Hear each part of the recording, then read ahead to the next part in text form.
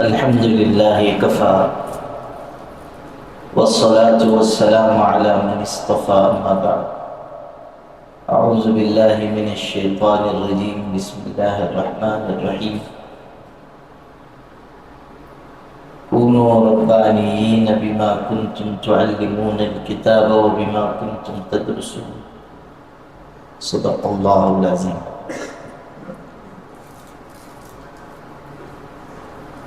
مدرسہ حضرت اکرمہ رضی اللہ عنہ کے ناظم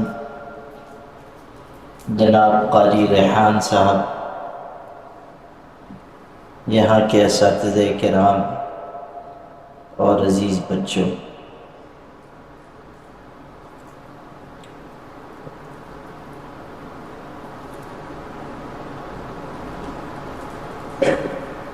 مجھے مشغولیت بھی بہت تھی اور طبیعت بھی میری ناساز ہے، لیکن ہمارے قاری ریحان صاحب کے پاس ایسے وظیفے ہیں جو بڑے بڑے جنوں کو قابو میں کرنے کے لیے کافی ہے۔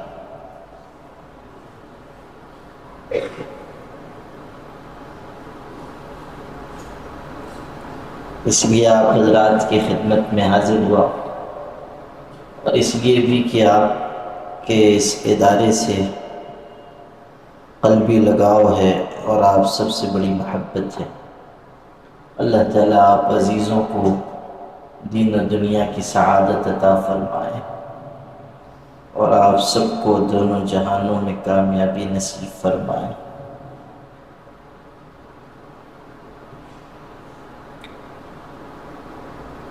آپ سب لوگ قرآن پاک سے جڑے ہوئے ہیں،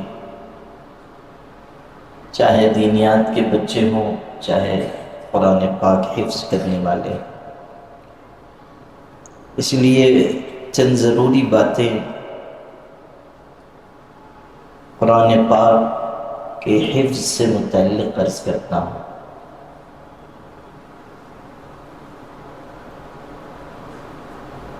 سب سے پہلی بات یہ سمجھنے کی ہے کہ قرآن پاک کا یاد کرنا یہ دنیا کی عزت اور آخرت کی نجات کا ذریعہ ہے۔ قرآن پاک کا حفظ معمولی بات نہیں۔ ہمارے شہر میں چونکہ اللہ کے کرم سے بہت حفاظ قرآن ہیں، تو ہم لوگوں کو اس کی اہمیت عظمت کا پورا احساس نہیں ہوتا، اور اس حقیقت کو ذہن میں رکھیے کہ جب عظمت نہیں ہوگی تو ہم پوری محنت بھی نہیں کر پائیں گے۔ آپ کو یہ سمجھنا ہوگا کہ قرآن پاک کا حفظ کرنا کتنی بڑی دولت ہے۔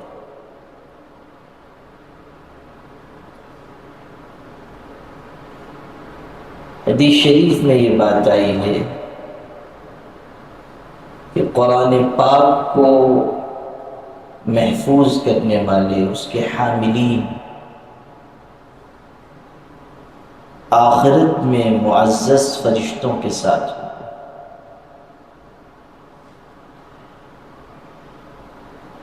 یہ بات تو آپ نے بار بار سنی ہوگی کہ حافظ قرآن سفارش کرے،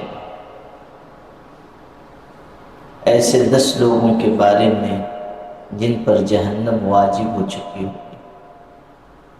قیامت کے دن حافظ سے کہا جائے گا کہ پڑھتے جاؤ اور جنت کے درجات چڑھتے جاؤ۔ اس سے اس طرف بھی اشارہ ہے کہ جس کا حفظ جتنا زیادہ پختہ ہوگا وہ اتنے درجات حاصل کر لے گا،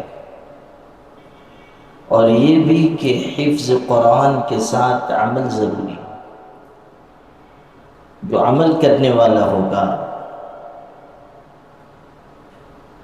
وہ اللہ تعالیٰ کے ہاں اس نعمت سے سرفراز ہوگا کہ پڑھتے جاؤ اور چڑھتے جاؤ۔ اقرا ورتقی، ورتل کما کنت ترتل فی الدنیا،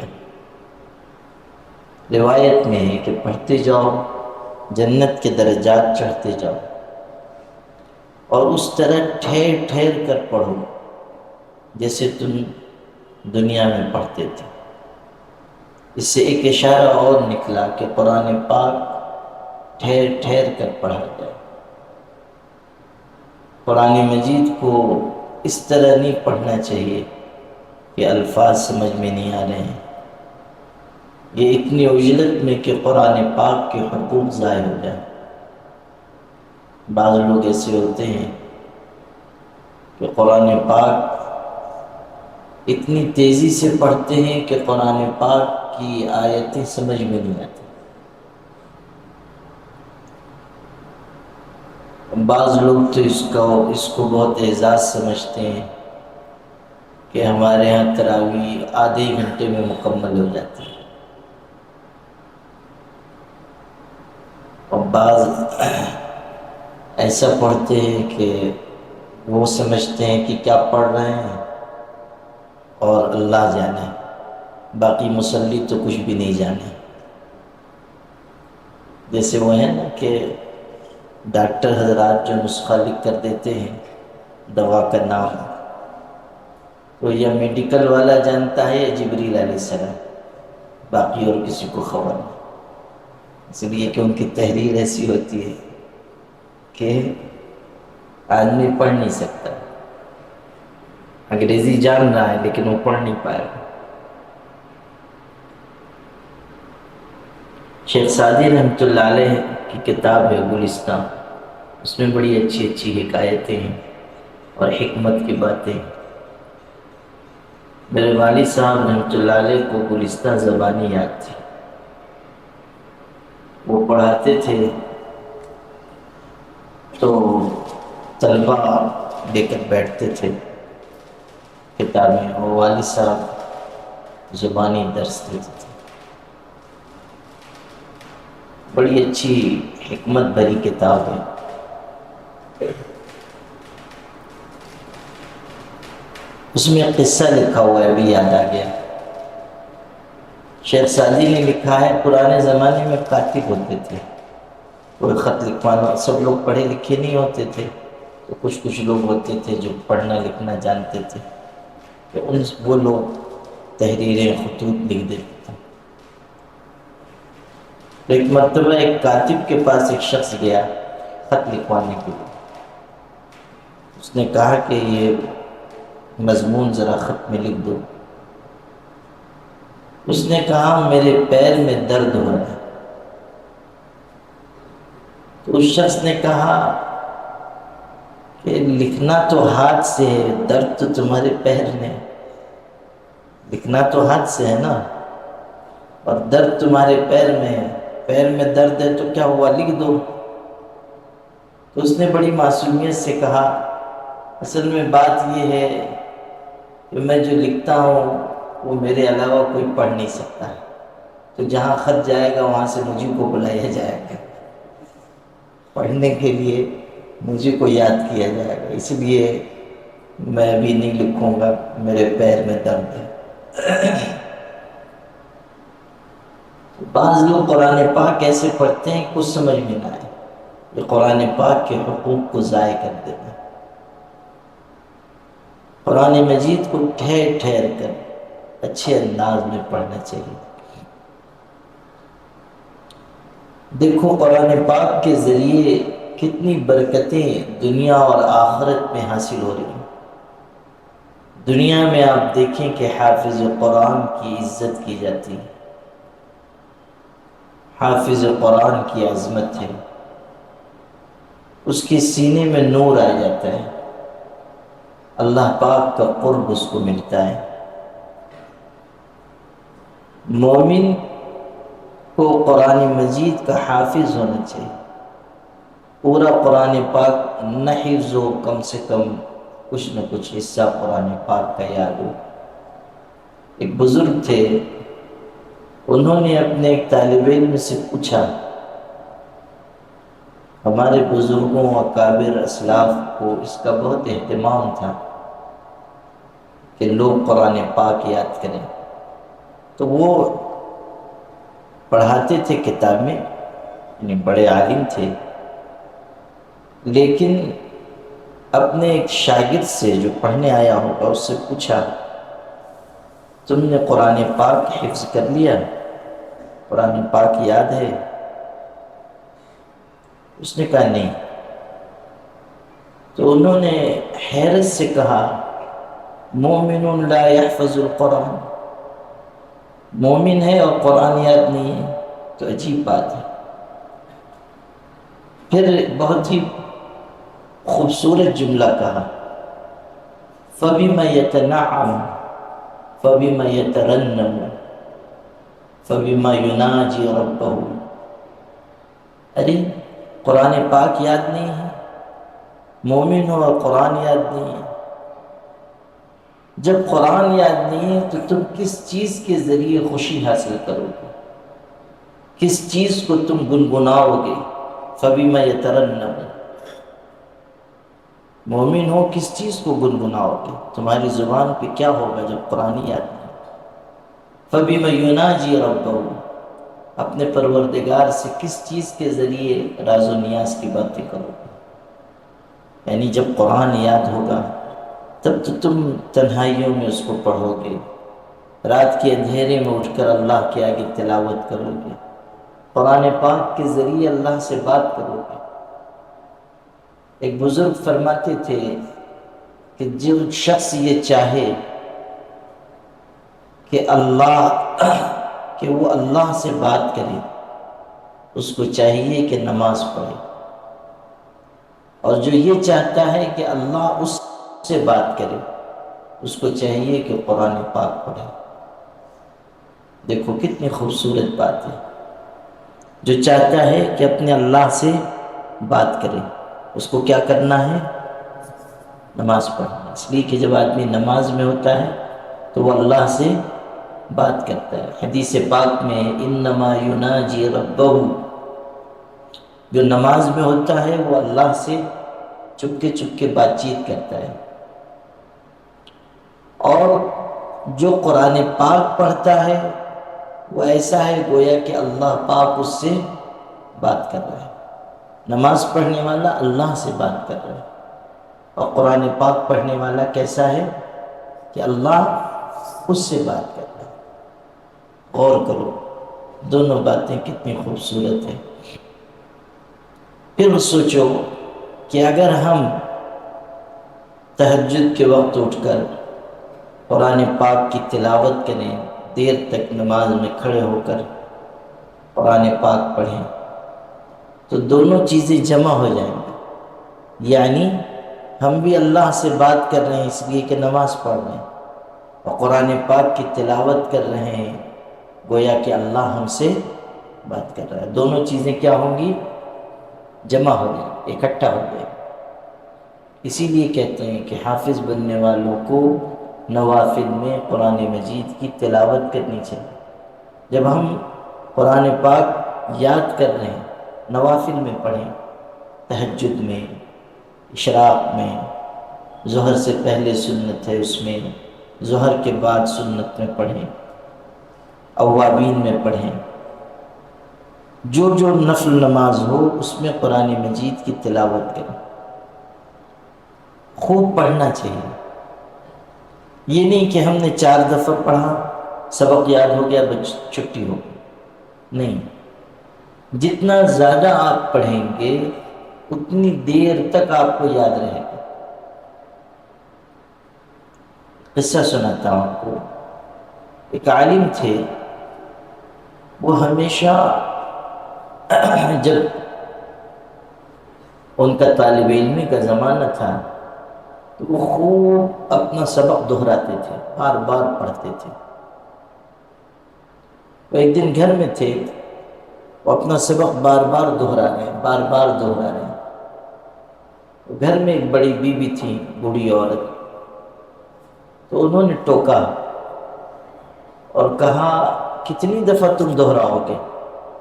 تمہارے دہرانے کو سن کر مجھ کو یاد ہو گیا، تمہارا دہرانا سن کر مجھ کو یاد ہو گیا۔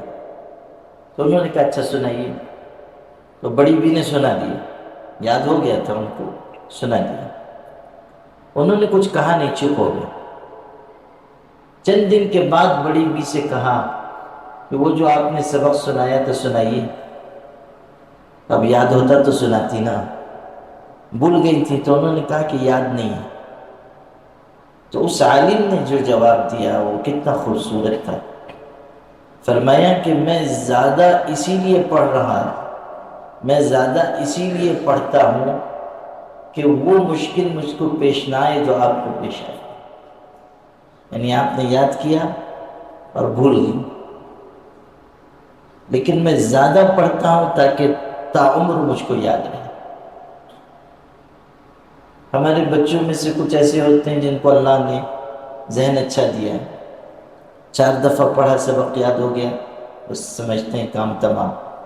نہیں، بار بار دہرائیے، اس لیے کہ آج آپ جو یاد کر رہے ہیں وہ اسی وقت آخر زندگی تک برقرار رہے گا جب آپ کی محنت آج زیادہ ہوگی. زیادہ آپ پڑھیں گے تب آپ کے ذہن میں وہ چیز جم جائے، رسوخ حاصل کر لے گی. جو علم کے ماہرین گزرے ہیں وہ یہ بتاتے ہیں کہ حفظ کے درجے کو، یعنی یادداشت، کسی چیز کو محفوظ کر لینا، حفظ کے درجے کو انسان اس وقت پہنچتا ہے جب وہ کسی چیز کو 50 مرتبہ پڑھے. کتنی مرتبہ؟ 50 مرتبہ. تب حفظ کے درجے کو پہنچتا ہے. یعنی یادداشت اس کی اس وقت بہترین ہو جاتی ہے جب وہ ایک چیز کو 50 مرتبہ پڑھتا ہے.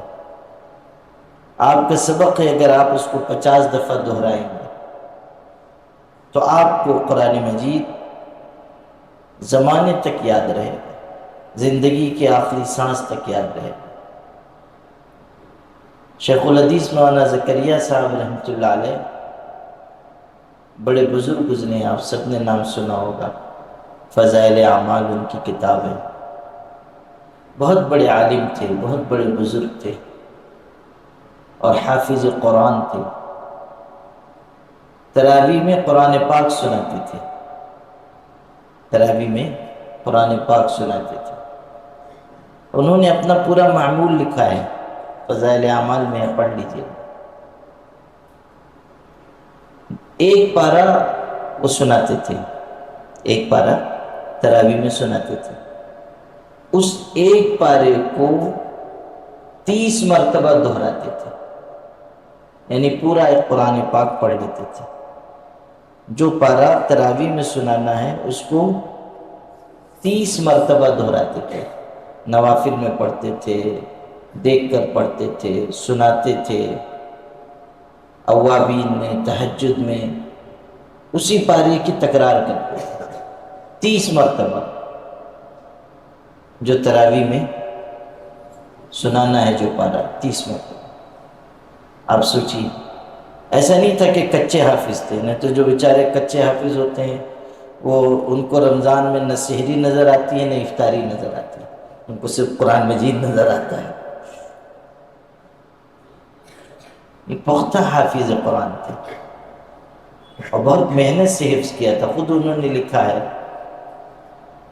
کہ میرے والد صاحب نے، جب میں حافظ ہوا تو والد صاحب نے مجھ کو پابند کیا کہ تم روزانہ 1 مرتبہ پورا قرآن مجید ختم کیا کرو، اس کے بعد تم کو چھٹی ہے، کھاؤ پیو کھیلو، پورا قرآن مجید ختم ہوگا تب جا سکتے. تو پورا قرآن مجید روز ان کو مکمل کرنا ہوتا تھا، پھر کھیلنے کی یا کہیں جانے کی چھٹی ہوتی تھی. اور والد ان کے آج کل جیسے نہیں تھے دلار پیار والے.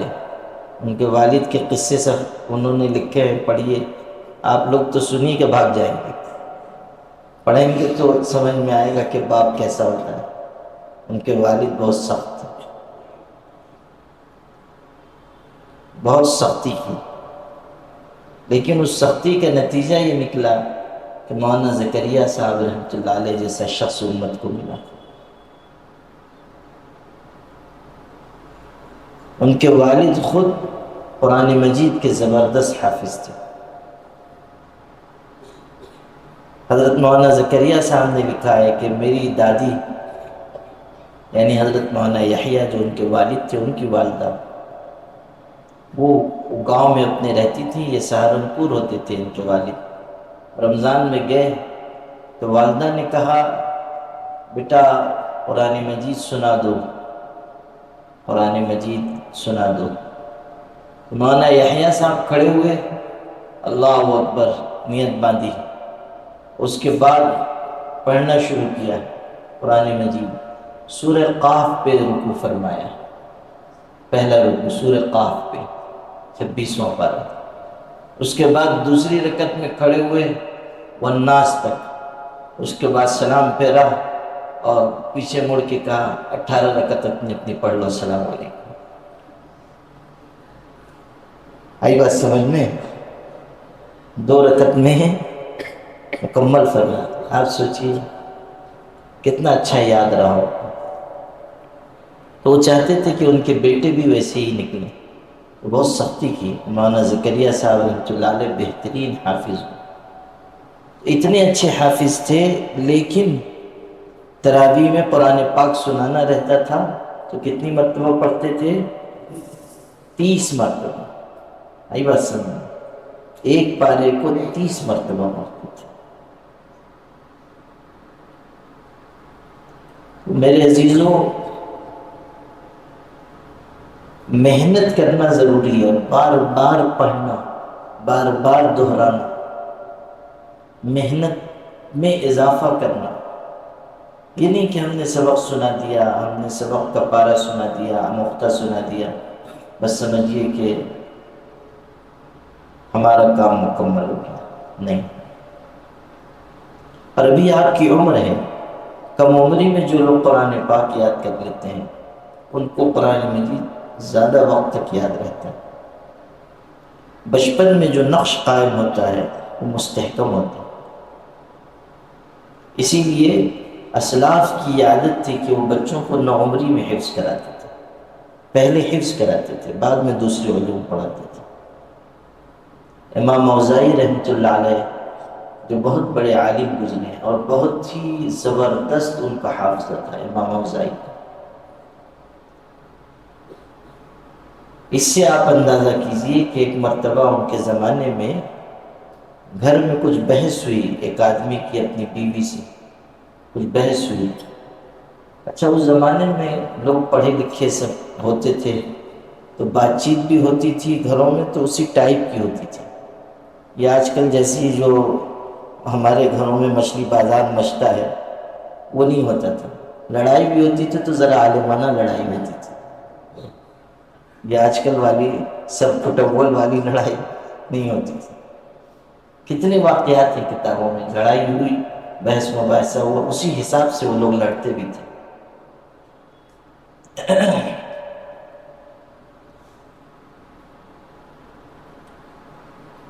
تو گھر میں جھگڑا ہوا، میاں بیوی میں تکرار ہوئی، وہ شوہر کو زیادہ غصہ آ گیا۔ اس نے کہا اپنی بیوی سے کہ اگر امام اوزاعی کو 1,00,000 حدیثیں یاد نہ ہو تو تجھ کو 3 طلاق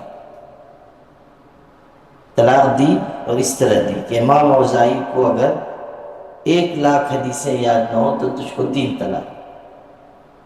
اب غصے میں کہہ دیا، غصہ آتا ہے آدمی کو، قابو نہیں رہ جاتا۔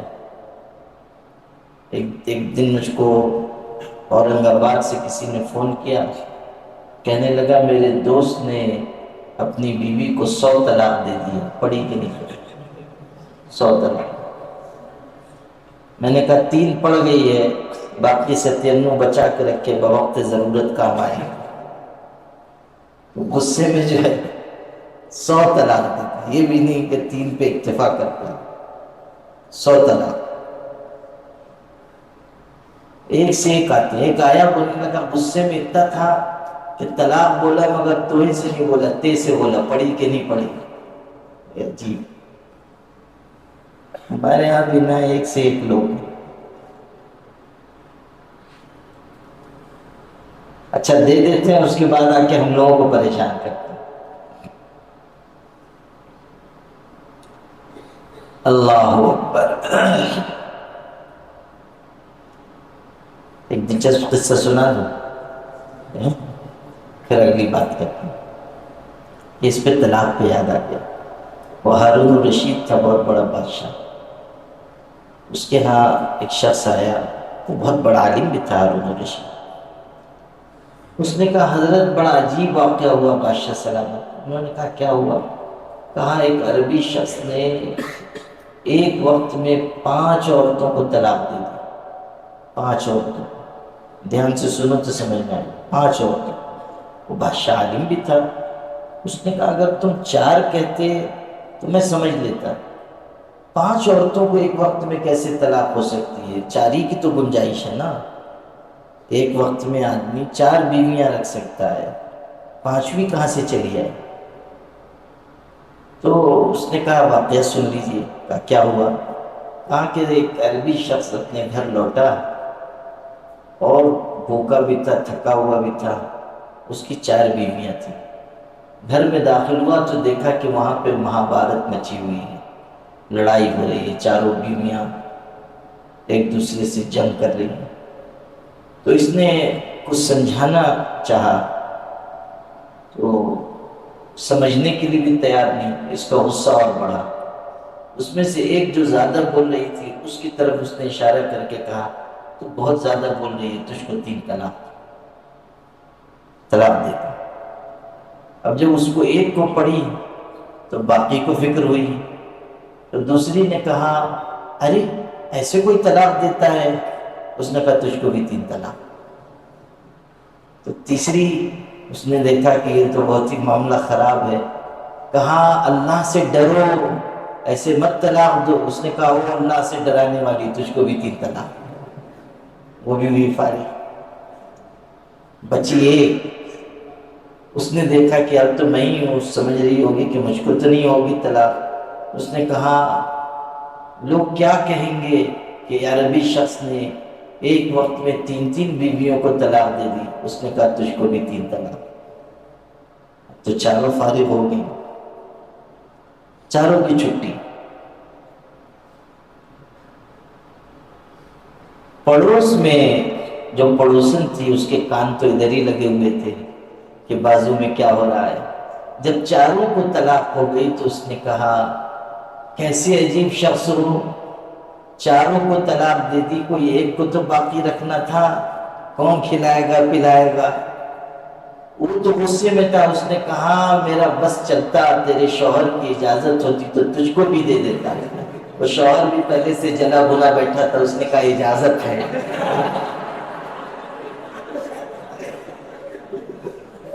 وہ بھی گئی۔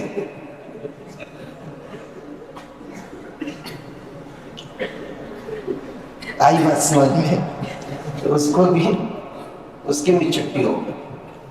تو ایسے ایک وقت میں کیا ہوا، 5 کو طلاق ہو گئی۔ اچھا خیر سنو، امام اوزاعی رحمۃ اللہ علیہ کے بارے میں اس شوہر نے یہ کہا کہ اگر امام اوزاعی کو 1,00,000 حدیثیں یاد نہ ہو تو تجھ پر 3 طلاق۔ اس سے میں کہہ تو دیا، لیکن پھر پریشان ہوا، بھاگا بھاگا حضرت امام اوزاعی کے پاس آیا، آ کر پورا قصہ بیان کیا۔ حضرت نے سننے کے بعد کہا جاؤ اطمینان سے اپنی بیوی کے ساتھ رہو، امسک علیک زوجتک، جاؤ اپنی بیوی کے ساتھ رہو۔ مجھ کو 1,00,000 سے زیادہ حدیثیں یاد ہیں، آپ غور کریں، 1,00,000 حدیثوں سے زیادہ مجھ کو یاد ہے۔ آپ اندازہ کیجیے کیسی قوت حفظ رہی ہو۔ اب سنیے ان کی بات۔ حضرت امام اوزاعی رحمۃ اللہ علیہ درس دیتے تھے حدیث شریف کا، فقہ کا، بہت بڑے عالم تھے، امام تھے۔ تو جب ان کے حلقے درس میں کوئی نوعمر نظر آتا، کم عمر، تو پوچھتے تھے هل حفظت القرآن، قرآن یاد ہے؟ اگر وہ کہتا ہاں یاد ہے تو کہتے تھے اقرأ یوصیکم اللہ فی اولادکم، اگر کہتا یاد ہے تو کہتے تھے یوصیکم اللہ پڑھو۔ حافظ کا امتحان تو وہی ہوتا ہے نا، یوصیکم اللہ میں۔ مرنے والے مر جاتے ہیں، ان کا حصہ بقرہ قرآن میں اترا ہے، ہم کو پڑھتے پڑھتے نانی یاد آ جاتی۔ ہاں، اس لیے کہ ذرا ادھر ادھر ہوئے کہ اماں کا حصہ ابا کو چلا جاتا ہے۔ نہیں سمجھے؟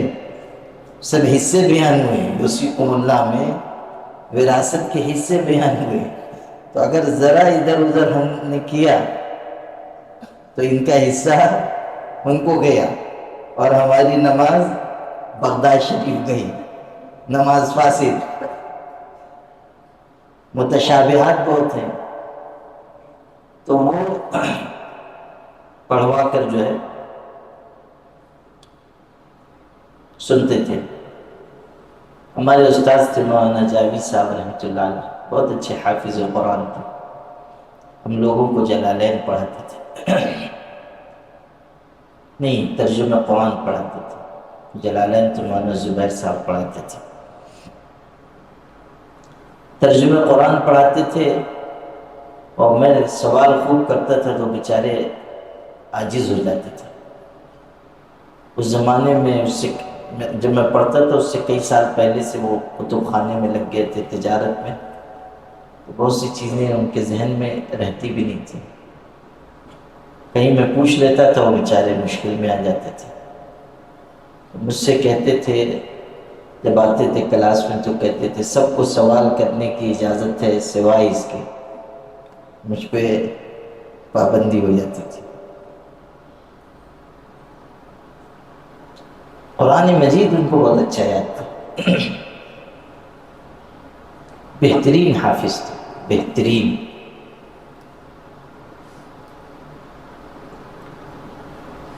سردی ہو، گرمی ہو، بارش ہو، کوئی موسم ہو،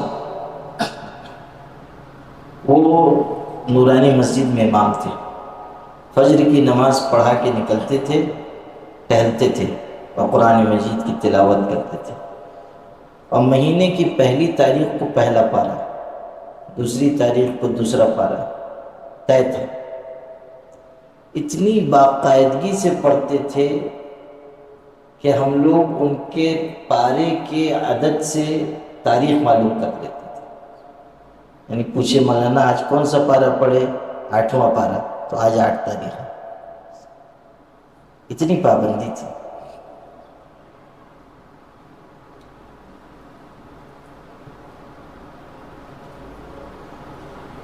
اللہ لا الہ الا اللہ۔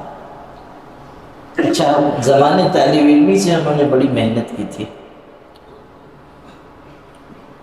ایک دفعہ خود سنایا کہ ناسک میں اس زمانے میں شبینہ پڑھانے کے لیے گئے، نوعمر تھے، کہنے لگے بس سے ہم لوگ سفر کر کے گئے، اور کئی تھے شبینہ پڑھانے والے، تو بس میں لٹک وٹک کے گئے، ہوا لگی، بخار آ گیا ان کو وہاں پہنچے تھے، تو انہوں نے جو اور ساتھی گئے تھے ان سے کہا کہ آج تم لوگ سنا لو، میری طبیعت ٹھیک نہیں، کل میں سنا دوں گا۔ تو بات ہوتے ہوتے پہنچ گئی جو منتظمین تھے ان تک، تو ان لوگوں نے سمجھا نا کہ اس کو اچھا قرآن یاد نہیں ہے، اس لیے بہانہ کر رہا ہے، تو کسی نے کہہ دیا کہ اس کو معلوم ہوتا قرآن یاد نہیں، اور یہ بات ان کو پہنچ گئی، معلوم ہو گئی۔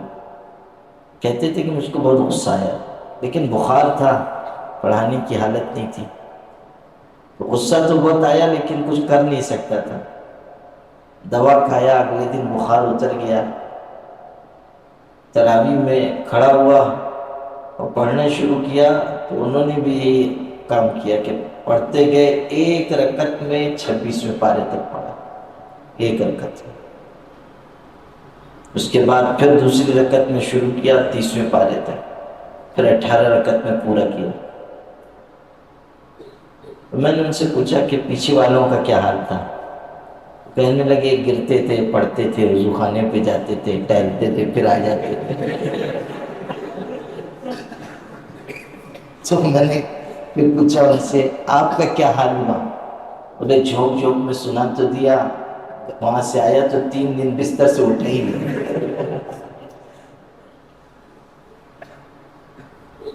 قرآن مجید بہت اچھا ہے آپ کا۔ اچھا دیکھو ایک بات یہاں ٹھہر کے اور سمجھاتا ہوں، ابھی یاد آ گئی، شاید میں نے یہ واقعہ کبھی نہیں سنا ہے، آج تم لوگوں کو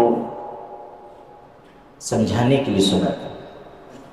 دیکھو سبق جب یاد کرو نا تو حرف حرف اعراب حرکت سب دیکھ کر یاد کیا کرو، دیکھ کر پہلے پورا پڑھو پورے دھیان سے، کوئی زبر زیر اعراب کہیں فرق نہ ہو۔ اور جو ہمارے اساتذہ ہیں ان سے بھی کہوں گا کہ بہت دھیان سے سبق سنو، وجہ اس کی یہ ہے کہ اگر سبق میں کوئی غلطی چھوٹ جاتی ہے تو وہ زمانے تک قائم رہتی ہے۔ اگر سبق میں ہم نے کوئی حرف ادھر ادھر یاد کر لیا، اعراب کی کوئی غلطی، وہ دماغ میں ویسے ہی یاد رہ جاتی ہے۔ اب سنیے کیوں سنایا میں نے۔ حضرت مولانا جاوید صاحب رحمۃ اللہ علیہ جب ہم لوگوں کو پڑھاتے تھے، یعنی جب میں نے پڑھا ان سے، تو ان کو حافظ قرآن ہوئے لگ بھگ 40 سال ہو چکے ہوں گے، اور تراویح سنانے کو بھی نہیں بھی تو 30 سال 32 سال ہو چکے ہوں، اور نورانی مسجد میں تراویح سناتے تھے، پیچھے کئی حافظ ہوتے تھے۔ لیکن ایک دن پڑھاتے پڑھاتے درس میں انہوں نے رہبانیت کا لفظ ہے، کچھ پڑھا رہے تھے، درس دے رہے تھے، حفظ نہیں پڑھاتے تھے، وہ ترجمہ پڑھا رہے تھے، اس میں انہوں نے رہبانیت کہا۔ میری عادت جو ہے پہلے سے خراب ہے، کوئی بھی بات ہوتی ہے تو میں کہہ دیتا ہوں، کوئی بات اگر دائیں بائیں ہے کہہ دیتا ہوں، نہیں تو بعد میں توجہ دلانے کے لیے لکھ دیتا ہوں جس شخص نے غلطی کی کہ آپ نے یہ بات صحیح نہیں بیان کی۔ ایک دفعہ ہمارے ایک بہت بڑے استاد ہیں، انہوں نے بخاری شریف کا آخری درس دیا، میں بھی شامل تھا، کچھ انہوں نے اس میں گفتگو فرمائی جو علمی لحاظ سے صحیح نہیں تھی، میں نے ان کو بعد میں تفصیلی خط لکھا اور حوالوں سے لکھا کہ یہ بات جو آپ نے بیان فرمائی ہے یہ درست نہیں۔ علم کا ایک جہان ہے، وہ بہت کشادہ ہے، اس کا کوئی کنارہ نہیں ہے، جو آدمی جتنی محنت کرے گا وہ اتنا علم رسوخ حاصل کرے گا۔ خیر، تو انہوں نے رہبانیت کہا تو میں نے کہا کہ یہ لفظ یہ نہیں ہے، صحیح لفظ رہبانیت ہے۔ تو مولانا نے کہا نہیں، رہبانیت صحیح ہے۔ میں نے کہا نہیں، رہبانیت صحیح ہے۔ تو انہوں نے فرمایا کہ قرآن پاک میں بھی یہ لفظ آیا اور رہبانیت آیا۔ میں نے کہا کہاں آیا ہے؟ تو انہوں نے آیت پڑھی رہبانیت ابتدا ہوا، میں نے کہا وہ غلط پڑھ گئے، لفظ آیا ہے رہبانیت ابتدا ہوا۔ میں نے کہا نہیں، ہو نہیں سکتا، مجھے رہبانیت ہی یاد ہے اور آج تک میں یہ پڑھتا آیا۔ میں نے کہا آپ قرآن مجید منگائیے۔ نتیجہ یہ ہوا کہ قرآن مجید لایا گیا، اور جب اس کو کھولا گیا تو رہبانیہ نکلا۔ مولانا سر پکڑ کر بیٹھ گئے، اور مولانا نے کہا کہ میں آج تک اس لفظ کو ایسے ہی پڑھتا آیا۔ یہ ان کا بڑا پن تھا کہ انہوں نے کہا کہ مجھ کو یہ لفظ اسی طرح یاد ہے، اب میں ایسے ہی پڑھتا آیا۔ تو آپ غور کیجئے کہ اگر کوئی غلطی رہ جائے گی تو وہ زمانے تک باقی رہتی ہے۔ اس لیے آج آپ جب سبق یاد کریں تو اتنا سمجھ کر اس طرح یاد کریں کہ وہ چیز جو آپ یاد کر رہے ہیں، جو سبق آپ کا ہے قرآن پاک کا، اس میں کوئی غلطی نہ رہے۔ اور استاذ کی بھی ذمہ داری ہے دھیان سے سنیں، یہ نہیں کہ دماغ کہیں ہے دل کہیں ہے، اور کیا طالب علم پڑھ رہا ہے کچھ پتہ نہیں، یا پھر استاذ جو ہے منہ میرا موبائل شریف کی طرف اور بچہ سنا رہا ہے۔ اب وہ کیا سنا رہا ہے؟ وہ تو سلسلہ عالیہ واٹس ایپیہ سے فیوز و برکات حاصل کر رہے ہیں۔ اب اس میں جو ہے یہ مرا، یہ زندہ ہوا، یہاں آگ لگی، وہاں بچہ پیدا ہوا، اسی میں بیچارہ لگا ہوا ہے، تو اس کا دماغ ادھر رہے گا۔ جو سنا رہا ہے کیا سنا رہا ہے، غلطی کر رہا ہے نہیں غلطی کر رہا ہے نہیں پتہ چلے، اور غلطی رہ گئی تو بہت دیر تک رہے گی۔ بات سمجھ رہے ہو کہ نہیں سمجھ رہے؟ تو طالب علم کی بھی ذمہ داری ہے کہ جب سبق یاد کرنا ہو تو خوب دھیان سے دیکھ کر پہلے پڑھو اور پھر اس کو یاد کرو۔ اور اب تو بہت سہولت ہو گئی، آپ کو ایک اور مشورہ دیتا ہوں کہ جو حصہ آپ کو قرآن مجید کا یاد کرنا ہے اس کی پرنٹ نکال لیجیے آپ لوگ، اب بہت آسان ہو گیا، اور آپ اپنے کمرے میں جہاں آپ رہتے ہیں یا ایسی جگہ جہاں آپ کی نظر بار بار پڑے، آپ اس کو لگا دیجیے، قرآن مجید کا 2 صفحہ 1 صفحہ جو سبق آپ کا ہے، چلتے پھرتے آپ کی نظر پڑے گی تو وہ جلدی بھی یاد ہوگا، صحیح بھی یاد ہوگا، اور بہت زمانے تک محفوظ رہے گا۔ دیکھنے سے، بار بار کسی چیز کو دیکھنے سے وہ چیز ذہن میں مستحضر ہو جاتی ہے، محفوظ ہو جاتی ہے۔ یہ بھی یاد کرنے کا ایک طریقہ ہے۔ کوئی عبارت اگر کسی طالب علم کو یاد کرنی ہے، نہیں یاد ہو رہی ہے، اس کو لکھ کر لگا لے اور اس پر نظر پڑتی رہے، وہ یاد ہو جائے۔ تو اسی طرح قرآن پاک کا صفحہ ورق اگر آپ لگا دیں اور بار بار نظر پڑتی رہے آپ کی، تو اس کے ذریعے بھی آپ کو جلد یاد ہوگا اور زیادہ دنوں تک محفوظ رہے گا۔ یہ بھی طریقہ ہے۔ اور بار بار پڑھیے، یہ نہیں کہ 2-4 دفعہ پڑھا اور چھٹی ہو گئی۔ اچھا، آپ کو میں امام اوزاعی رحمۃ اللہ علیہ کا واقعہ سنا رہا تھا، وہ بات پوری کر لوں۔ امام اوزاعی کے حلقے درس میں اگر کوئی بچہ نوعمر نظر آتا تھا، پوچھتے تھے قرآن یاد کیا؟ وہ کہتا تھا ہاں، تو کہتے تھے یوسیکم اللہ پڑھ کے سناؤ۔ وہ پڑھ کے سناتا تھا۔ اگر نہیں یاد ہے، وہ کہتا تھا کہ قرآن کا حافظ نہیں ہوں، تو فرماتے تھے جاؤ پہلے قرآن پاک یاد کرو پھر ہم سے پڑھنے کے لیے آنا۔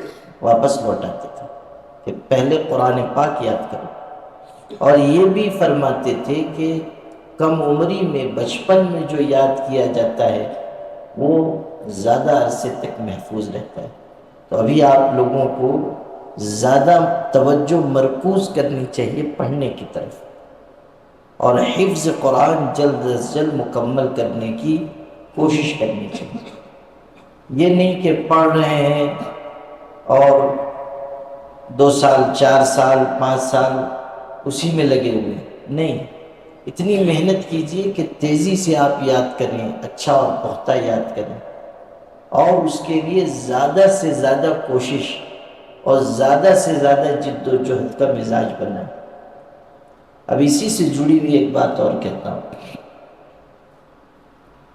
قوت حفظ کے لیے سب سے زیادہ جو چیز مفید ہے وہ گناہ کو چھوڑ دینا ہے۔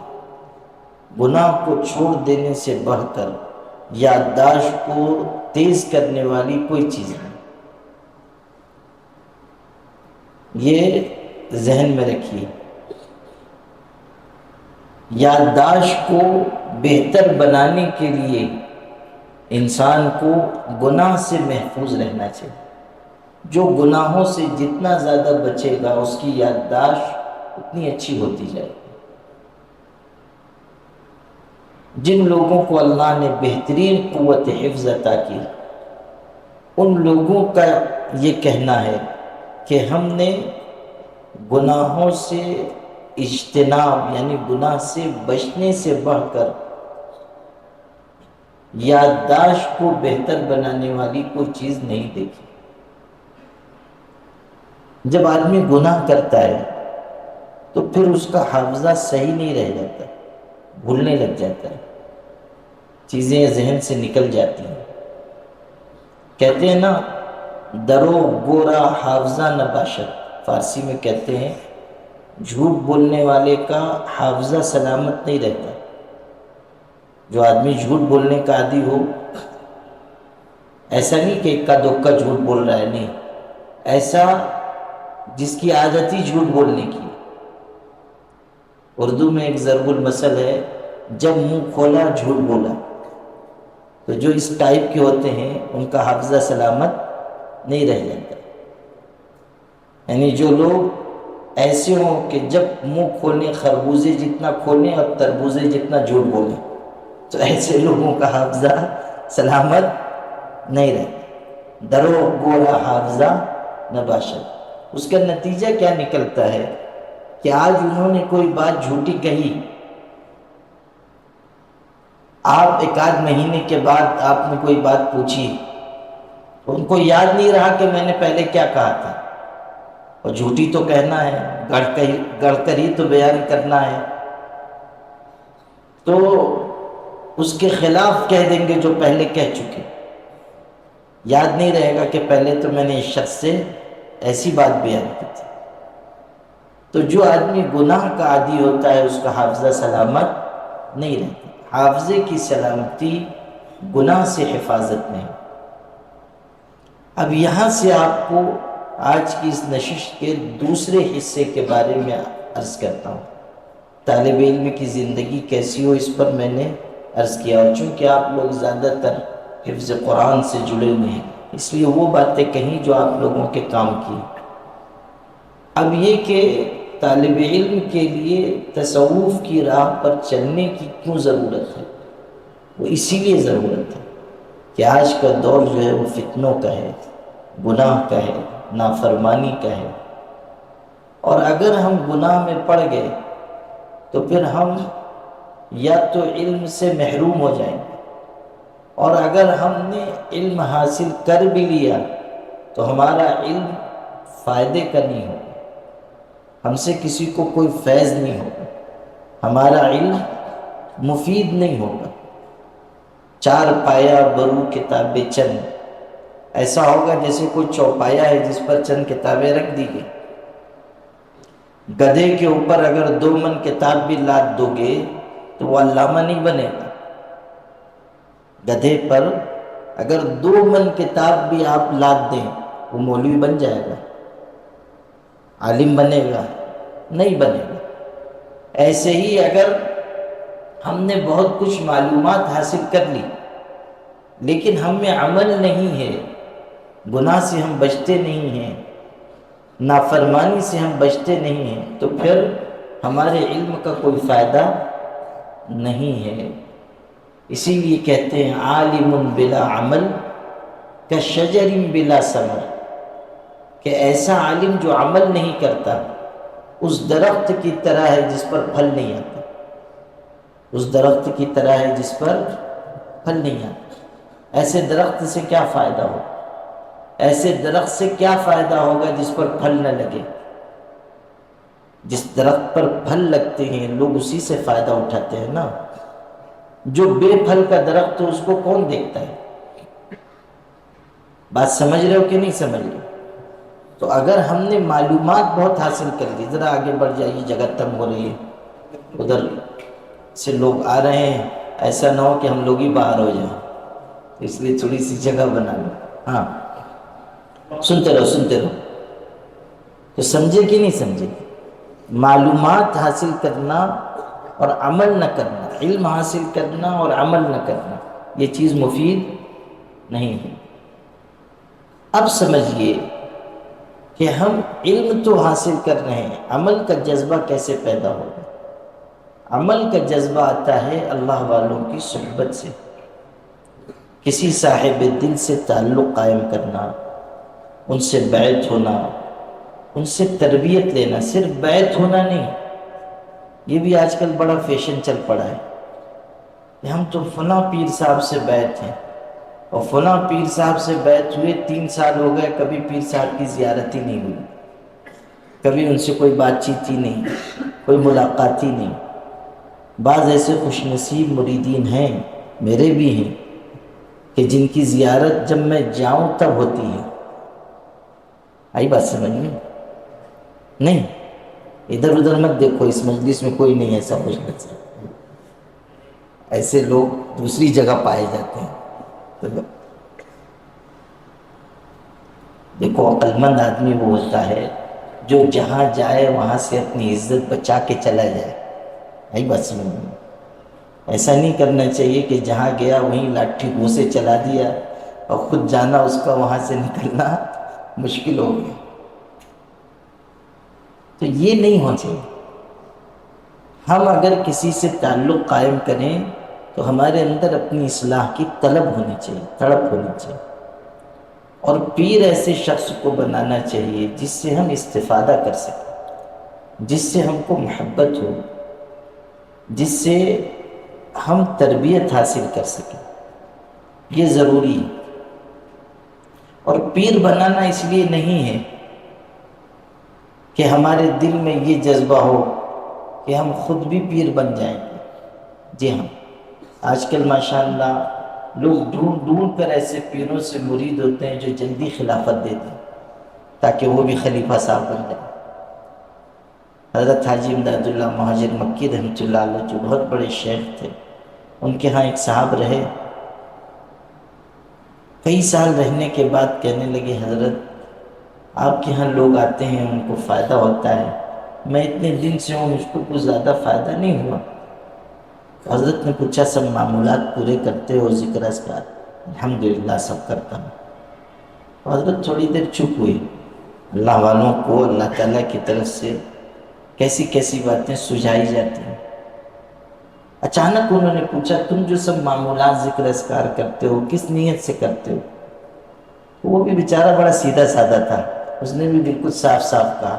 کہنے لگا حضرت یہی نیت ہے کہ آپ سے کچھ نعمت ملے گی تو ہم بھی تقسیم کریں گے.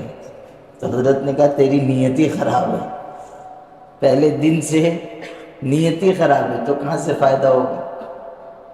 نیت آدمی کی بڑا بننے کی نہیں ہونی چاہیے، نیت آدمی کی اپنی اصلاح کی ہونی چاہیے.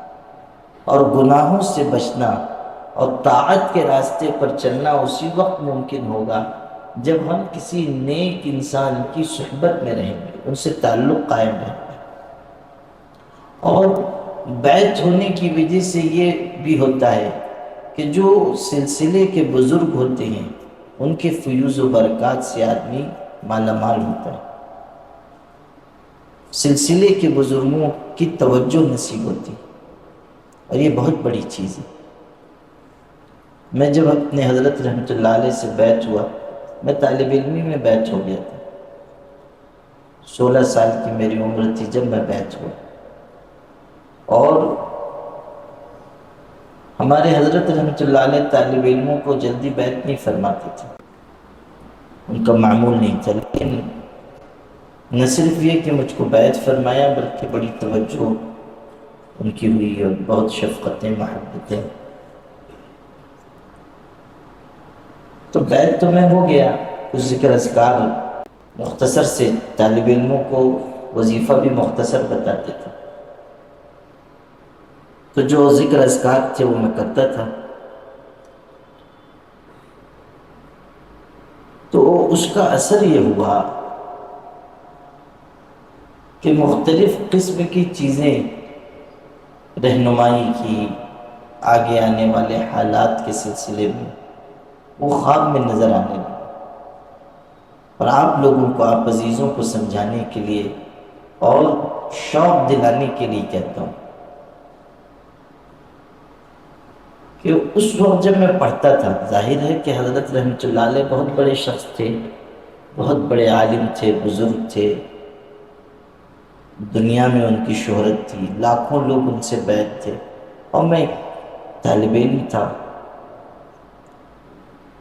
ظاہر ہے کہ طالب علم وہ بھی ایسا جو گمنام ہو ان کو کیسے یاد رہے. اور ہم لوگوں کے ذہن میں یہ آ نہیں سکتا تھا کہ کبھی کوئی خصوصیت کا مقام حاصل ہوگا. لیکن اللہ کا نظام دیکھیے کہ اس وقت جب میں پڑھتا تھا میں نے متعدد خواب دیکھے. خواب کس طرح کے؟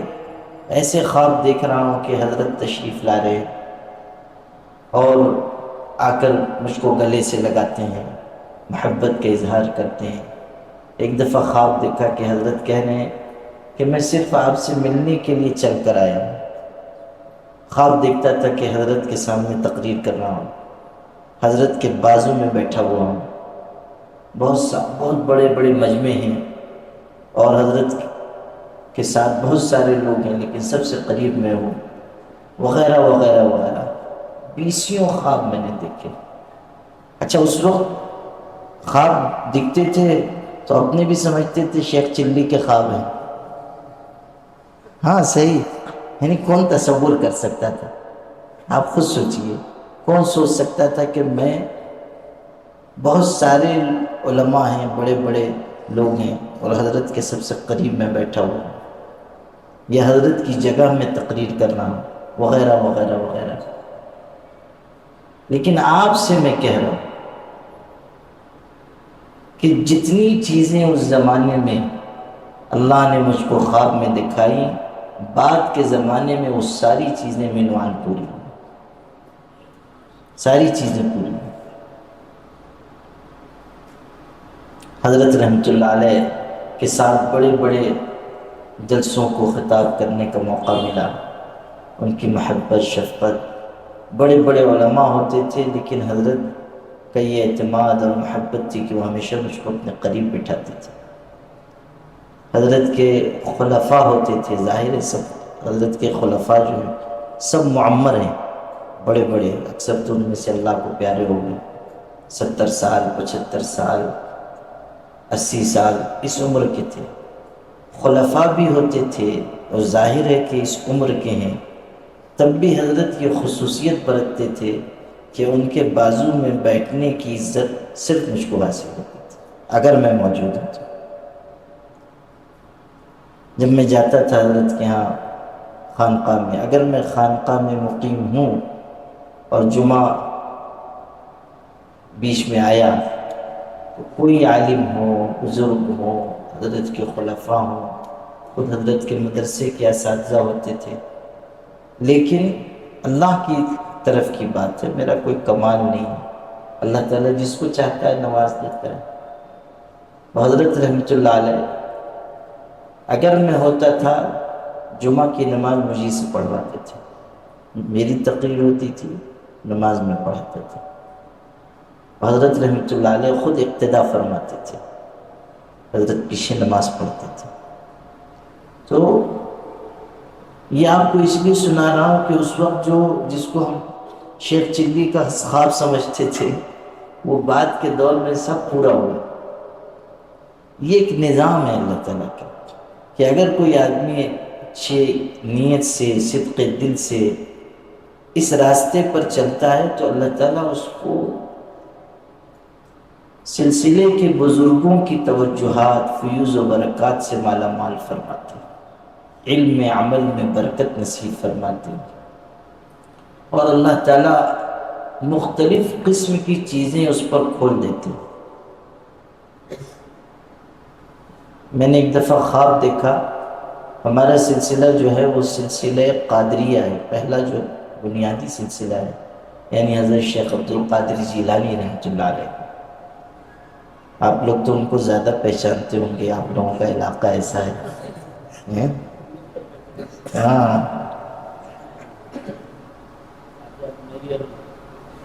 حضرت غوث پاک ہے نا، پہچانے کے نہیں؟ آپ لوگوں سے بہتر کون جانے گا؟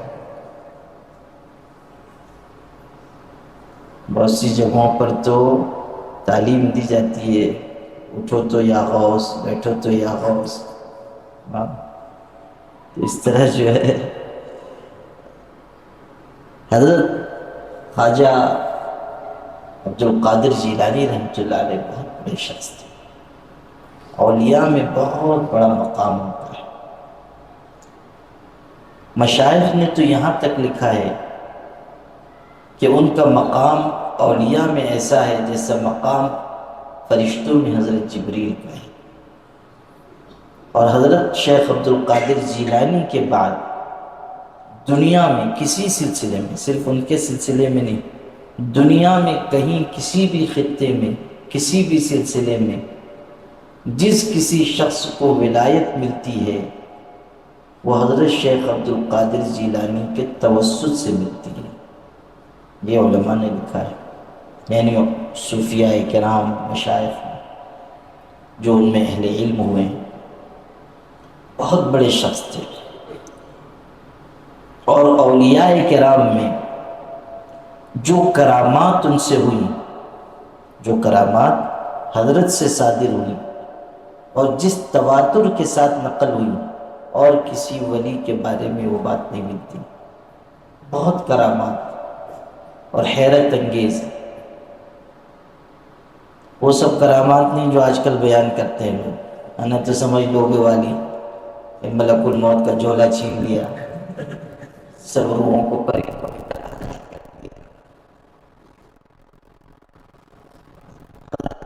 کی کرامات بالکل برحق ہے۔ اس کا مطلب یہ نہیں ہے کہ گھر میں کرامات نہیں ہو۔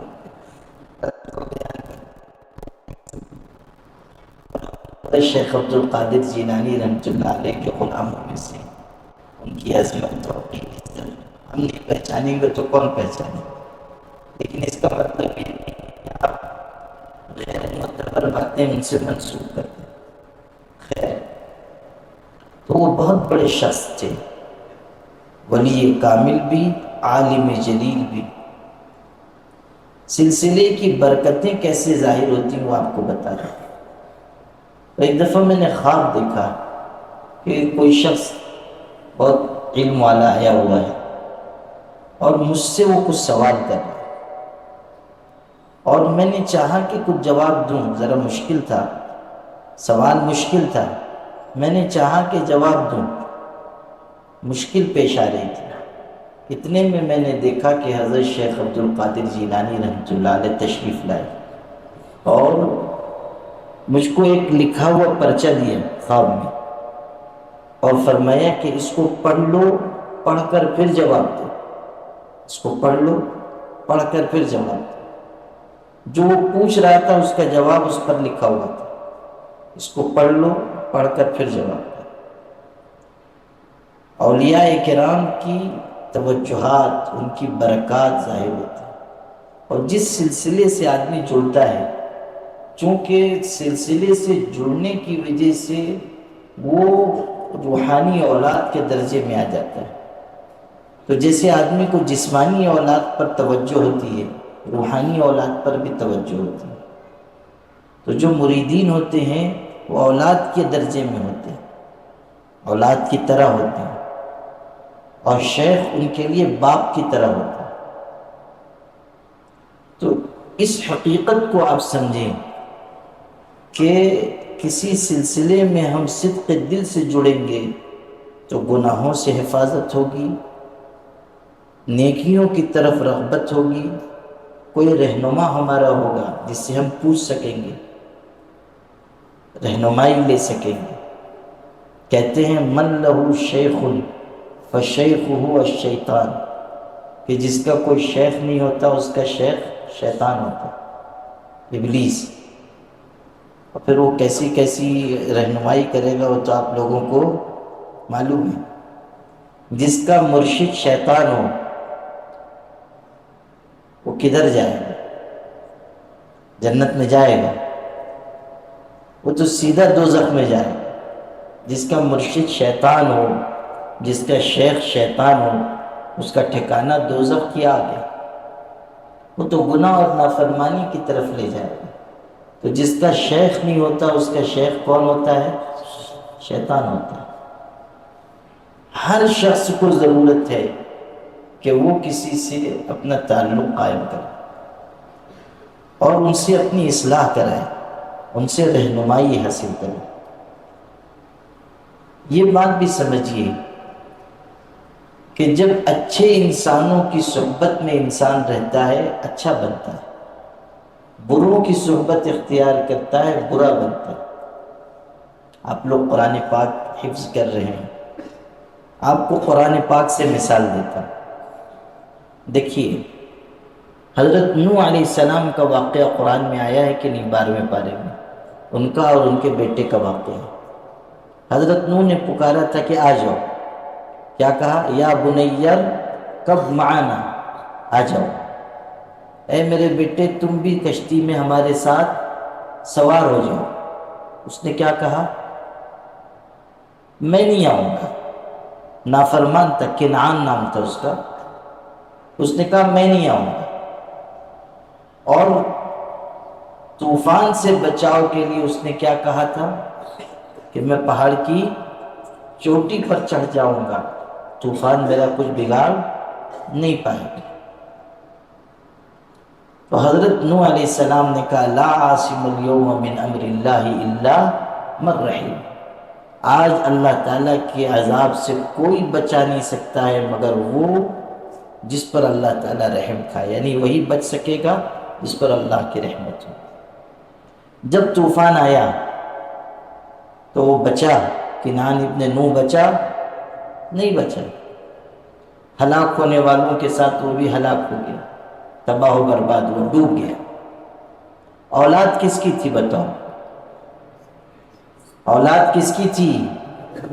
پیغمبر کی. نوح علیہ السلام پیغمبر تھے نا، پیغمبر کی اولاد ہے. لیکن برے لوگوں کے ساتھ رہنا شروع ہوا، بروں کی سنگت اختیار کی.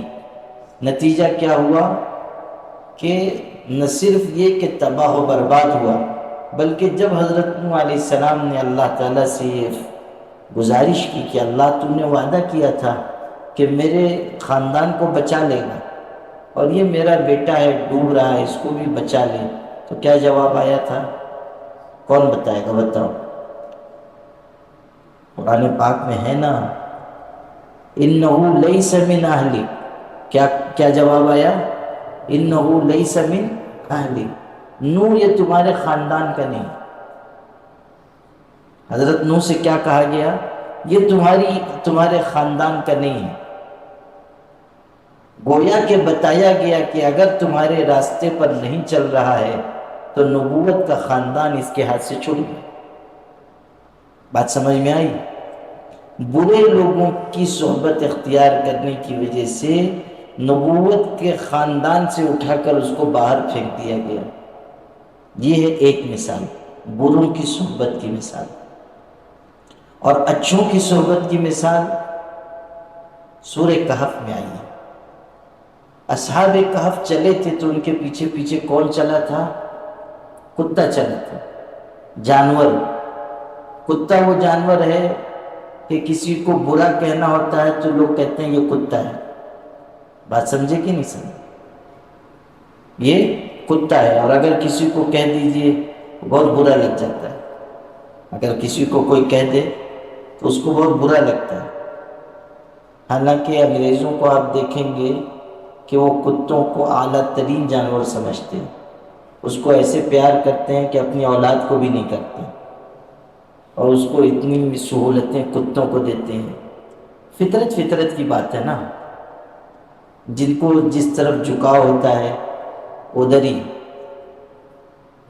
ہمارے ہاں تو یہ ہے کہ جہاں کتا ہوگا جس گھر میں وہاں فرشتے نہیں آئے. وہ ایک تھے انگریزوں سے بہت متاثر تھے، ٹرین میں سفر کر رہے تھے مسلمان مگر عصری تعلیم یافتہ تھے، انگریزوں سے بہت متاثر، انگریزوں کا زمانہ بھی تھا. تو وہ آئے تو کتا ساتھ میں تھا.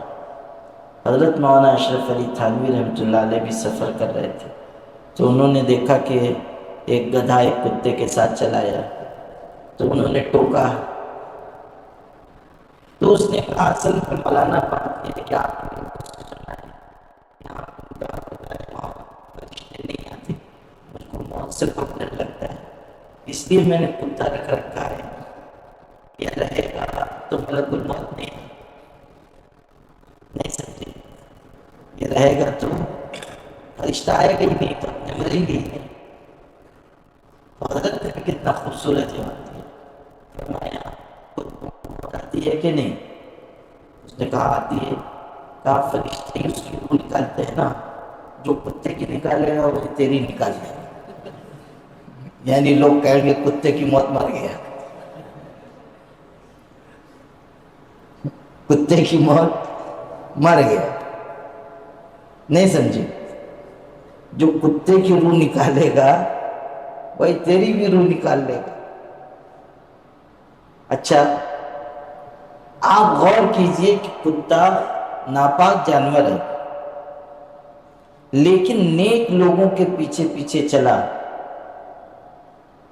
اور انہوں نے چاہا بھی کہ اس کو دور کر دیں، لیکن وہ گیا نہیں، ان کے ساتھ رہا، نیک لوگوں کی صحبت اختیار کی۔ اس کا نتیجہ یہ نکلا کہ قرآن پاک میں اس کا تذکرہ ہے، اور قیامت تک اس کا ذکر قرآن پاک میں محفوظ ہے، قیامت تک۔ آپ سوچئے کہ ایک جانور جس کو حقیر سمجھا جاتا ہے، وہ نیک انسانوں کے ساتھ رہا تو اللہ نے اس کو یہ عزت عطا کی۔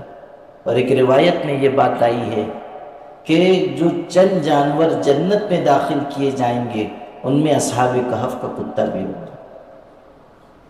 یہ مقام کیسے ملا؟ بتاؤ کیسے ملا؟ نیک لوگوں کی صحبت کی وجہ سے۔ پیغمبر کی اولاد نے برے لوگوں کی صحبت اختیار کی، جو اس کی عزت تھی وہ مٹی میں مل گئی، اور ایک جانور نے نیک انسانوں کا ساتھ اختیار کیا تو اللہ نے اس کو عزت عطا کی۔ بات سمجھ میں آئی کہ نہیں؟ یہ ہے بیعت ہونے کا فائدہ، کہ انسان نیک لوگوں کی صحبت اختیار کرے گا، اچھے لوگوں کے ساتھ رہے گا۔ جب اچھے لوگوں کے ساتھ رہے گا، اچھی باتیں سنے گا تو اچھا بنے گا۔ تو اس میں ضروری ہے کہ اگر ہم چاہتے ہیں کہ نیک بنے، پرہیزگار بنے، اچھے طالب علم بنے، اچھے عالم بنے، تو ہمارے لیے ضروری ہے کہ ہم کسی اچھے شخص سے، مرشد کامل سے رابطہ قائم کریں، ایسے شخص سے جس کو واقعی علم ہے، جس میں واقعی تقویٰ ہے، جس نے کسی شیخ کی صحبت میں رہ کر خود اپنی اصلاح کرائی ہے۔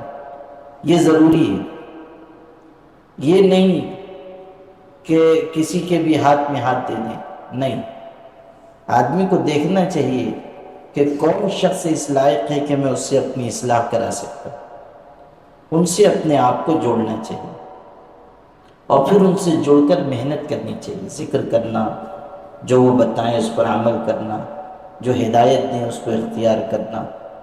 اس سے زندگی میں برکتیں آئیں گی، اور اس کی وجہ سے آپ کو اللہ تعالیٰ ترقیات سے نوازے گا۔ عمل کرو گے انشاءاللہ؟ اب دو عمل چھوٹے چھوٹے سکھا دیتا ہوں۔ دیکھو قرآن پاک میں مختلف نبیوں کی دعائیں آئی ہیں، مختلف نبیوں کی۔ رب انی لما انزلت الی من خیر فقیر، کس پیغمبر کی دعا ہے؟ بتاؤ، سب کو فیل کر دوں گا۔ رب انی لما انزلت الی من خیر فقیر، یہ حضرت موسیٰ علیہ السلام کی دعا ہے۔ جہاں مدین کا تذکرہ ہے وہاں یہ دعا ہے۔ حضرت زکریا کی دعا ہے، قرآن پاک میں آئی ہے، رب لا تذرنی فردا وانت خیر الوارثین۔ ان کی دعا ہے اولاد کے سلسلے میں۔ حضرت یونس کی دعا ہے، لا الہ الا انت سبحانک انی کنت من الظالمین۔ حضرت عیسیٰ علیہ السلام کی دعا ہے، اور وہ آپ لوگوں کے بہت کام کی، وہ دعا ہے، ربنا انزل علینا مائدۃ من السماء، اے اللہ آسمان سے ہم پر دسترخوان اتار دے۔ یہ دعا ہے، 7ویں پارے میں آئی ہے نا، ربنا انزل علینا مائدۃ من السماء تکون لنا عیدا لاولنا وآخرنا وآیۃ منک وارزقنا وانت خیر الرازقین۔ ہم کو رزق دے، اور تو سب سے بہترین رزق دینے والا ہے۔ ہم پر آسمان سے دسترخوان اتار دے۔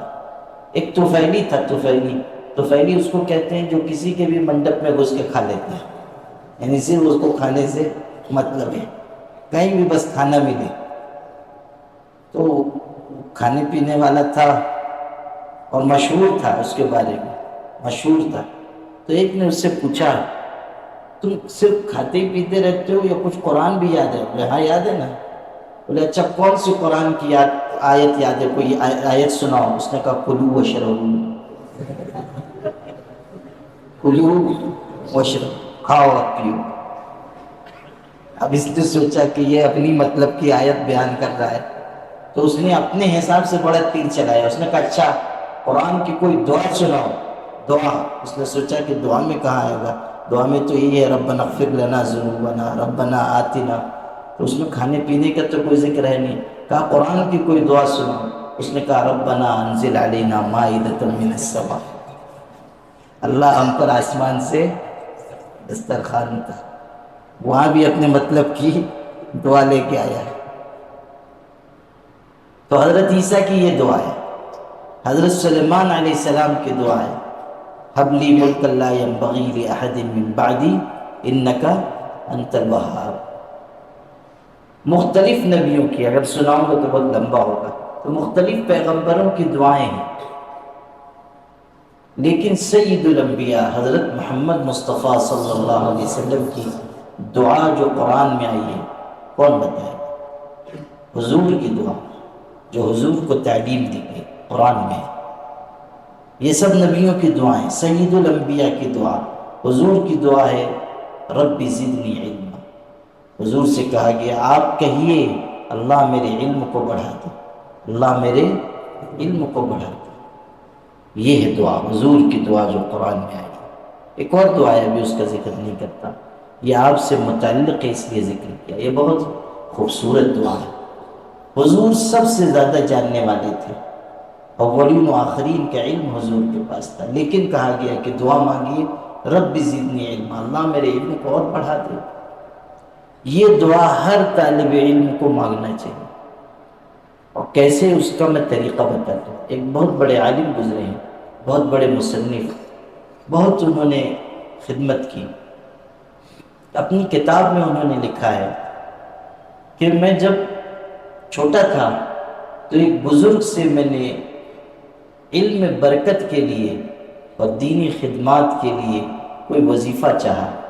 انہوں نے مجھ کو ایک وظیفہ بتایا تھا جس پر میں آج تک عمل کرتا ہوں، اور وہ بہت ہی زبردست وظیفہ ہے، وہ آپ کو سکھاتا ہوں، فری میں سکھا دے رہا ہوں، اس لیے قدر کرو۔ بس بہت ہی خوبصورت وظیفہ ہے، ہر طالب علم کو، ہر عالم کو پڑھنا چاہیے۔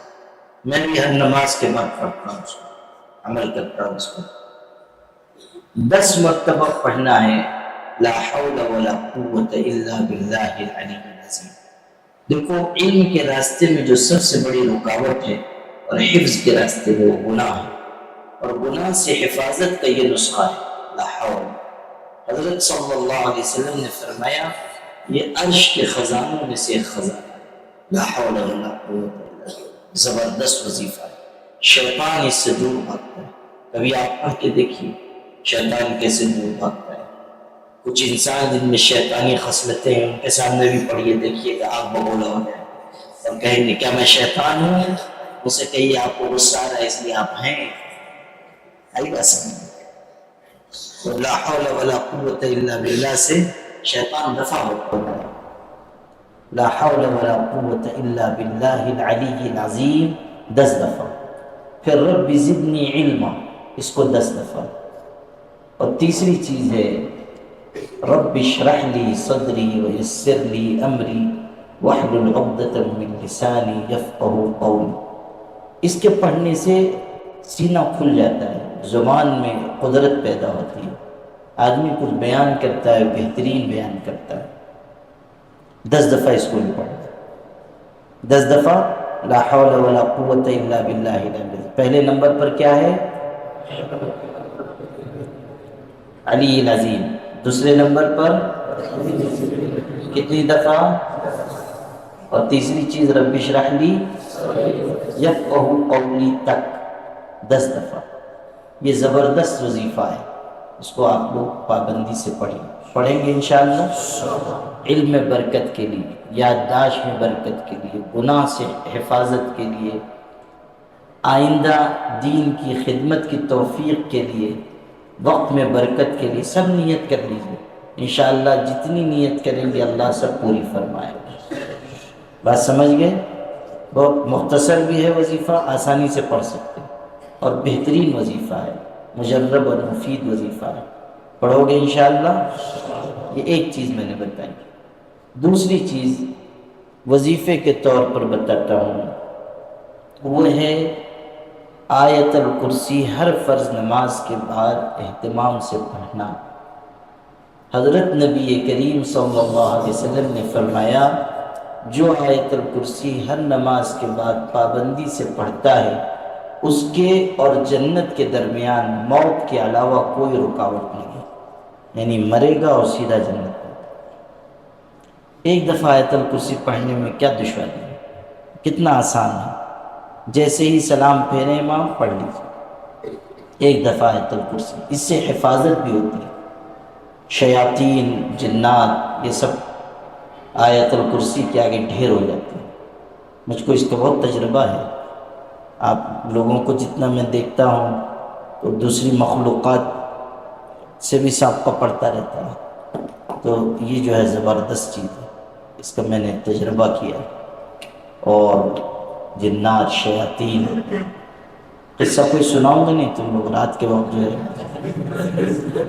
مناسب نہیں، اس لیے کہ کوئی بے ہوش ہوا تو قاری ریحان میرے ہی پاس لے کے آئے گی اس کو، اور ویسے ہی مجھ کو بہت کام ہے آج کل، تو اس لیے آیت الکرسی پڑھنا زبردست چیز ہے۔ شیاطین الانس والجن اثر نہیں کرتے، ان کا اثر نہیں ہوتا۔ آئی بات سمجھ میں؟ حضرت ابو ہریرہ کا قصہ تو پڑھے ہوگے نا کہ نہیں؟ حضرت ابو ہریرہ رضی اللہ عنہ کو حضرت نبی کریم صلی اللہ علیہ وسلم نے مال غنیمت آیا تھا، اس پر حضرت نے ان کو محافظ مقرر کیا اور کہا چوکیداری کرنا، رات کو کوئی لے کر نہیں جائے۔ کہتے ہیں میں رات کو چوکیداری کر رہا تھا، اچانک ایک عجیب آدمی آ گیا، اس کے ہاتھ پہ بڑے بڑے بال تھے اور عجیب و غریب قسم کا تھا، وہ آیا اور اس نے سب اپنے دامن میں غلہ اناج بھرنا شروع کر دیا، اور میں نے جا کر اس کو پکڑ لیا اور کہا کہ چراتے ہو؟ تو جب پکڑا گیا تو اس نے معافی تلافی کی، نہیں اس کو چھوڑ دو، غریب ہوں مسکین ہوں، چھوڑ دو کل نہیں آؤں گا۔ انہوں نے بھی بیچارے صحابی تو چھوڑ دیا۔ صبح کو حضور سے بیان کیا کہ ایسا ایسا قصہ ہوا۔ حضور صلی اللہ علیہ وسلم تو پیغمبر تھے، سید الانبیاء تھے، آپ نے فرمایا اس نے جھوٹ کہا وہ پھر آئے گا۔ حضرت ابو ہریرہ نہیں پہچان گئے کہ کون ہے وہ، لیکن حضور نے فرمایا اس نے جھوٹ کہا پھر آئے گا۔ حضرت ابو ہریرہ تو دوسری رات کو پہلے سے طاق میں تھے کہ حضور نے فرمایا تو ضرور آئے گا، اور وہ آیا اور پھر چرانے لگا، پھر انہوں نے پکڑا، پھر اس نے بہت منت سماجت کی تو حضرت نے چھوڑ دیا۔ اگلے دن پھر بیان کیا، حضور نے فرمایا پھر آئے گا، تیسری رات پھر آیا، پھر چرانے لگا، انہوں نے پھر دبوچا، آج تو تجھ کو چھوڑوں گا نہیں، پکڑا بہت کس کے، آج چھوڑوں گا نہیں۔ تو اس نے کہا کہ دیکھو مجھ کو چھوڑ دو، میں تم کو ایک بہت مفید چیز بتاتا ہوں، اگر اس کو پڑھ لو گے تو شر سے محفوظ ہو جاؤ گے۔ صحابہ دین کے کتنے شوقین تھے، کہا کہ اچھا بتاؤ، اس نے کہا آیت الکرسی، اگر یہ پڑھ لو گے شر سے محفوظ ہو جاؤ گے اور کوئی تم پر غلبہ نہیں پا سکے گا۔ انہوں نے وعدے کے مطابق چھوڑ دیا۔ اگلی صبح حضرت سے قصہ بیان کیا، حضور صلی اللہ علیہ وسلم نے فرمایا تم جانتے ہو 3 راتوں سے تم کس کو پکڑ رہے ہو اور کس سے بات کرتے ہو؟ انہوں نے کہا نہیں۔ حضور نے فرمایا وہ شیطان تھا جھوٹا مگر یہ سچی بات بیان کر کے گیا، تھا تو جھوٹا مگر یہ بات سچی بیان کی کہ آیت الکرسی پڑھو گے تو شر سے محفوظ رہو گے۔ تو آیت الکرسی ایسی زبردست چیز ہمارے سلسلے میں اس کو بہت اہتمام ہے، ہر فرض نماز کے بعد پڑھی جاتی ہے، تو آپ لوگ بھی پڑھیں گے انشاءاللہ۔ اچھا معلوم ہوا کہ 17 بچے حافظ ہو رہے ہیں، کون کون حافظ ہو رہے ہیں؟ ہاتھ اٹھاؤ گا اس سال جو حافظ ہو رہے ہیں؟ اچھا ماشاءاللہ۔ تو آپ لوگوں کا عالم بننے کا بھی کچھ ارادہ ہے یا بس یہی تمت بالخیر؟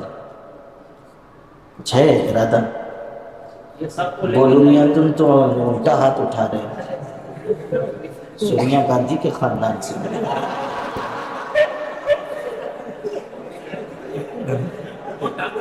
اچھا نہیں، وہ اچھا بچہ ہے، پڑھے گا انشاءاللہ۔